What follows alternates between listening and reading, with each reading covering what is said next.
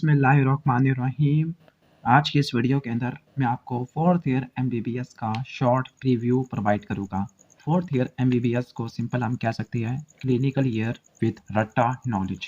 अगर हम fourth year को थर्ड ईयर से कंपेयर करते हैं तो थर्ड ईयर को मैंने कहा था रट्टा ईयर ऑफ एमबीबीएस क्योंकि थर्ड ईयर के अंदर फार्माकोलॉजी, माइक्रोबायोलॉजी, फोरेंसिक मेडिसिन, यहाँ तक कि बिहेवियर साइंस के पॉइंट्स को रट्टा मारना पड़ता था।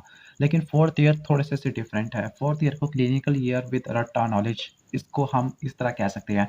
क्लिनिकल ईयर इसलिए कहा जाता है क्योंकि यहाँ पे जो सब्जेक्ट है वो क्लिनिकल पॉइंट ऑफ व्यू से इंपॉर्टेंट है।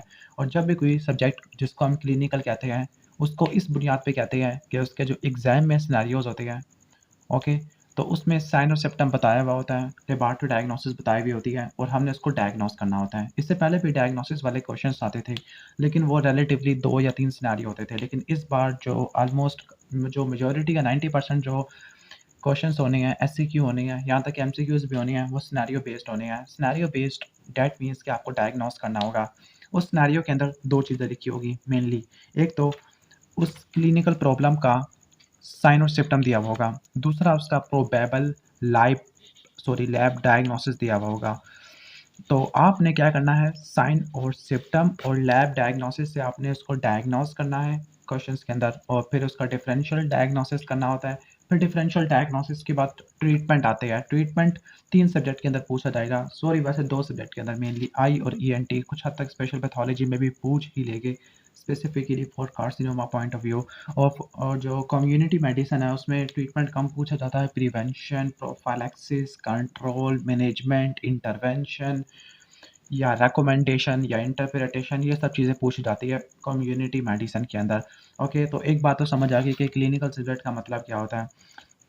अब क्लिनिकल सब्जेक्ट का तो समझ आ गया कि आई और ईएनटी में सिनेरियो बेस्ड क्वेश्चन आएंगे। अब रट्टा नॉलेज क्या है? रट्टा नॉलेज ये है कि आपको कुछ चीज़ों का रट्टा मारना पड़ेगा। खास तौर पर जो एक सब्जेक्ट है वो है कम्युनिटी मेडिसिन। कम्युनिटी मेडिसिन के अंदर वैसे कॉन्सेप्ट बहुत कम अप्लाई होते हैं, रट्टा बहुत ज़्यादा आपने मारना होगा। लाइक कम्युनिटी मेडिसिन के अंदर या पीएसएम के अंदर पूछा जाएगा कि रूबेला हो गया है, मीजल्स है या मम्स हो गया, तो उससे क्या प्रिवेंशन होती है। कोई स्पेसिफिक इंसेक्ट आ गया है लाइक मलेरिया हो गया, डेंगू है, तो उसके जो ट्रांसमिशन को किस तरह से आप कंट्रोल करोगे। वर्टिकल ट्रांसमिशन क्या होती है, हॉरिजॉन्टल ट्रांसमिशन क्या होती है, किस तरह से अवॉइड करोगे। तो जो avoid, prophylaxis, control, management, intervention, इन सब को रट्टा मारना है, इसमें कंसेप्ट बहुत कम है। तो कम्युनिटी मेडिसिन प्योरली एक रट्टा सब्जेक्ट है। ओके, इसके साथ साथ जब आपने साइन और सिम्पटम को रट्टा मारना होगा, तो क्योंकि आप साइन और सिम्पटम से ही डिफरेंशियल डायग्नोसिस करोगे, तो जो साइन और सिम्पटम होंगे वो आपने ईएनटी में, आई में और इसके अलावा स्पेशल पैथोलॉजी में अच्छे तरीके से याद करना होगा। इसके अलावा ईएनटी और आई में एक और चीज़ भी आती है जिसको बोलते हैं डीडी, डिफरेंशियल डायग्नोसिस। अब डिफरेंशियल डायग्नोसिस का कुछ हद तक तो हम कॉन्सेप्ट से समझ सकते हैं, लेकिन अब हर चीज़ को कॉन्सेप्ट अप्लाई करने से याद करने लग जाए तो वो याद ही नहीं होगी। तो जो डिफरेंशियल डायग्नोसिस है उसको भी आपने रट्टा मारना है। इन शॉर्ट के जो हर कॉन्सेप्ट वाली चीज़ होती है वो असल में रट्टा ही मारना होता है आखिर में बैठ के आपने उसमें। तो ये सिंपल आपको मैंने बता दिया है। अगर कंटेंट वाइज देखा जाए तो कंटेंट वाइज सबसे ज़्यादा जो लेंथी सब्जेक्ट है जिसका सिलेबस रिलेटिवली ज़्यादा है तो वो आती है स्पेशल पैथोलॉजी।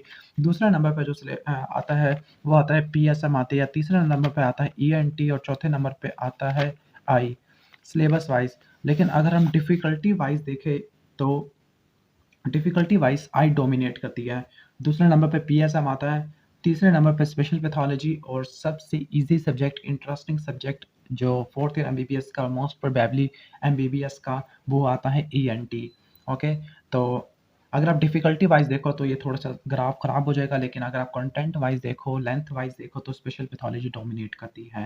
लेकिन स्पेशल पैथोलॉजी में अगर आप ओपन करोगे तो लाइक अगर मैं आपको दिखाऊँ यहाँ से, स्पेशल पैथोलॉजी के अंदर हर चीज़ तैयार नहीं करनी। अगर हर चीज़ तैयार करने बैठोगे तो इतनी मोटी किताब कैसे तैयार कर पाओगे एक ही साल के अंदर। तो जो स्पेशल पैथोलॉजी है उसके अंदर सबसे पहले आपने क्या करना होता है, किसी भी टॉपिक को, सपोज जो टॉपिक मैंने आज पढ़ना है, एक एग्जांपल ले लेते हैं, लीवर फेल्योर वाला टॉपिक काफ़ी इंपॉर्टेंट है। ओके, तो जो लीवर फेल्योर, सपोज मैंने लीवर फेल्योर वाला टॉपिक पढ़ना है, तो सबसे पहले मैंने उस टॉपिक की डेफिनेशन को ज़रूर आना चाहिए, अगर उसकी डेफिनेशन है या नहीं।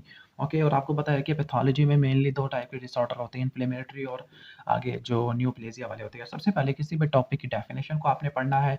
टॉपिक की डेफिनेशन के बाद आपने क्या करना है, उसकी brief aetiology like liver failure किन-किन सब्सटेंस या किन-किन एजेंट की वजह से होता है, अल्कोहल की वजह से होता है, तो आपने थोड़ा बहुत एटियोलॉजी का पता होना चाहिए।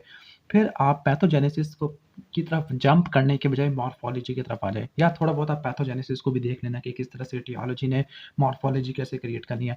तो मैं ये कहता हूँ कि पहले आप डेफिनेशन, फिर उसकी थोड़ी बहुत एटियोलॉजी, पैथोजेनेसिस को अगर आपने देखना है तो देख लो, वरना आपकी मर्जी है। मॉर्फोलॉजी को अच्छे तरीके से तैयार करना है, और जो स्पेशल पैथोलॉजी की मॉर्फोलॉजी बहुत ज़्यादा भूल जाती है, रट्टा मारना बहुत मुश्किल हो जाता है, मिक्स हो जाती है।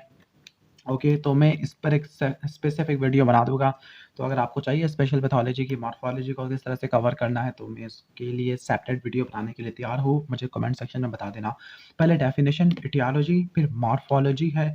ओके, फिर आप क्लिनिकल फीचर्स को तैयार करना। क्लिनिकल फीचर्स एग्जाम के अंदर एससीक्यूज के अंदर नहीं पूछे जाते, लेकिन अगर आप ये नहीं याद करोगे तो आप किस तरह से डायग्नोस करोगे। तो क्लिनिकल फीचर्स को आपने याद करना अच्छी तरीके से और कंपेयर करना है।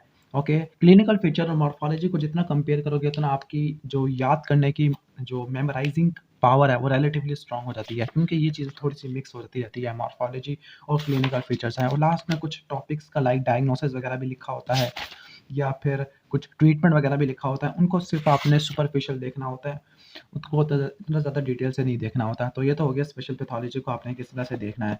ओके, अब आ जाते हैं हम आई और आई ऑप्थेल्मोलॉजी, तो ऐसे एक ही बात है। ऑप्थेल्मोलॉजी और ईएनटी, इनका बेसिक पैटर्न है। इसका बेसिक पैटर्न ये है कि कोई भी अगर डिजीज़ आपने, पहली बात है कि इन दोनों किताबों के अंदर एनाटमी और फिजियोलॉजी लिखी हुई है। एनाटमी और फिजियोलॉजी एससीक्यूज़ के लिए इंपॉर्टेंट नहीं होती, एमसीक्यूज़ 1 या 2 आ सकते हैं, यानी इतनी इंपॉर्टेंट नहीं है। हाँ, एक मरतबा बंदा रीड कर ले अगर पहले नहीं, या पहले वाला भूल गया है, तो क्योंकि एनाटमी और फिजियोलॉजी आगे बेस बनाती है। फिर आपने क्या करना है कि जो स्पेसिफिक डिजीज़ आ गया, फॉर एग्जांपल क्लैमिडिया कंजक्टिवाइटिस है, तो क्लैमिडिया कंजक्टिवाइटिस का एग्जाम में क्या पूछा जा सकता है। एग्जाम में सबसे पहली बात है, इसका कोई सिनेरियो बन सकता है। सिनेरियो को किस तरह से आप डायग्नोस करोगे, साइन और सिम्पटम की बेस पे करोगे।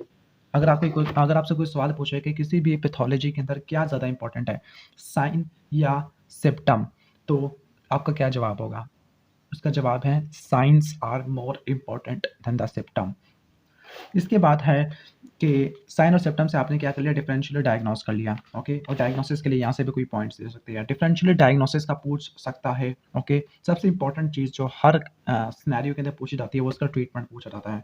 ट्रीटमेंट है, इन्वेस्टिगेशन है, डिफरेंशियल डायग्नोसिस वगैरह, तो ये आपने ऑप्थेल्मोलॉजी और आपने ईएनटी के अंदर देखना है। अब इसके बाद लास्ट किताब है, वो है पीएसएम, और ये है पब्लिक हेल्थ या कम्युनिटी मेडिसिन। सबसे ज़्यादा बोरिंग सब्जेक्ट है पूरे एमबीबीएस का। पहले आप कहते थे फोरेंसिक मेडिसिन है, लेकिन ये सबसे ज़्यादा बोरिंग सब्जेक्ट है। तो इसको किस तरह से तैयार करना है, अभी मेरे पास एक यूएचएस की रिकमेंडेड बुक है, शाह अलियाज अंसारी इरफान। लेकिन जो ज़्यादा अच्छी किताब पार्क पढ़ी जाती है, लेकिन उससे भी ज़्यादा जो किताब पढ़ी जाती है वो है एक्सेल। तो एटलीस्ट आप एक काम करो कि एक्सेल से क्या करो, पहले एक्सेल भी ना पढ़ो, पहले आप उठा लो पास पेपर्स। अभी मेरे पास जो पास पेपर्स है वो मेडिकल ग्लोब वालों के हैं, तो जो पास पेपर्स उठा लो और ये देखो कि पास पेपर से एक्सेल कवर हो जाती है, यानी पास पेपर के क्वेश्चंस एक्सेल से कवर हो जाते हैं। मैंने जो कंपेयर किया है तो 90% क्वेश्चंस कवर हो जाती है। कुछ ऐसे क्वेश्चंस हैं जिनका आंसर मुझे एक्सेल से भी नहीं मिला था, यानी वो 1 या 2, अगर 14 एससीक्यू होते हैं तो 12 से 13 एससीक्यू एक्सेल से कवर हो जाते हैं। पार से 1 या 2 वैसे करने की ज़रूरत होती है, लेकिन अगर आप पार कर लोगे तो आपके सारे कवर हो जाएंगे। तो आप एक काम करो, पहले पास पेपर ले लो, कोई भी वैसे पीडीएफ फॉर्मेट टॉपिकल पेपर भी होते हैं, टॉपिकल पास पेपर, तो वहाँ से एक्सेल की देखो कि एक्सेल से जवाब मिलते हैं नहीं मिलते। फिर अगर नहीं मिलते तो फिर पार्क से देखो, जिनके नहीं मिलते उनके पार्क से आंसर देख लो। पहले पास पेपर से और फिर आप जनरल बुक्स की तरफ आ जाओ, इसको बोलते हैं specific to broader study. Okay, तो ये तो हो गया overall theory point of view से। अब बारी है एमसीक्यूज की, लेकिन उसके लिए हम एक सेपरेट वीडियो बना लेंगे। तो एक आपको मैंने शॉर्ट प्रीव्यू प्रोवाइड कर दी है कि फोर्थ एमबीबीएस में क्या होने वाला है। इसी तरह कम्युनिटी मेडिसिन में रिसर्च वगैरह भी चलती है, फील्ड ट्रिप्स भी होते हैं, कुछ मेडिकल कॉलेजेस में जर्नल्स वगैरह भी लिखने वगैरह होते हैं, रीड वगैरह करना होता है, तो ये आप देख लेना। बाकी वार्ड्स में भी जाना होता है, तो वार्ड्स के लिए बेड साइड और एसेंशियल ऑफ डिफरेंशियल डायग्नोसिस, ये बुक्स काफ़ी ज़्यादा इंपॉर्टेंट होती है। इसके अलावा मैकलोड है, नॉर्मन ब्राउज है, और भी दूसरी सर्जरी की बुक्स हैं। तो इतना इनफ है इस वीडियो के अंदर। तो काफ़ी अर्से से वीडियो अपलोड नहीं की थी, तो ऐसा ना हो कि चैनल डेड ना हो जाए। तो अगर आपको वीडियो अच्छी लगी है तो वीडियो को लाइक कर देना, चैनल पर नए हो तो सब्सक्राइब कर देना। कोई भी क्यूरी है तो आप नीचे कमेंट सेक्शन में दे सकते हो, पूछ सकते हो। मिलते हैं नेक्स्ट वीडियो में, तब तक के लिए अल्लाह हाफ़िज़।